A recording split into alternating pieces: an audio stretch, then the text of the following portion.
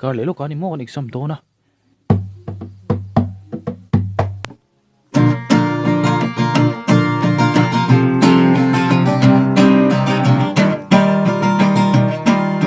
Exam ko kalilok alaw ni leta eng maero kalatiam low karilula hate der bok silaw eng tingye mo katiang le koilaw natukatang kasil mayang le kazil katumbe piangin TV mu nom zesi kanet la at sa tutul may boksi reply turantang lunglen ko aswa sanit su isirlo le potang pas division na pas duwe boksi eng maero kala zirlo second division ta tumzok may teang melajo na katawalo ole zang na kang kasir mayang le kazir katumbe piangin TV amu nom zesi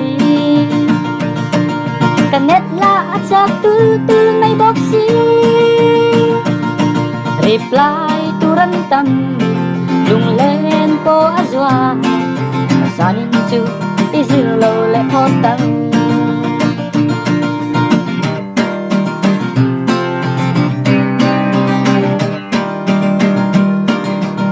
po nagtuglok alaw nileta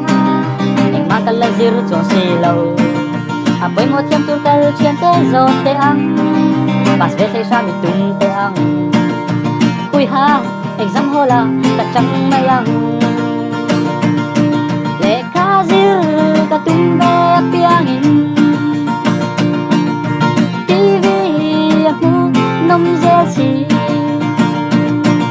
kanet la at sa tutul may boksi reply turantang lunglen ko aswa sanin su isirlo le potang reply turantang lunglen ko aswa sanin su isirlo le potang sanin su isirlo le potang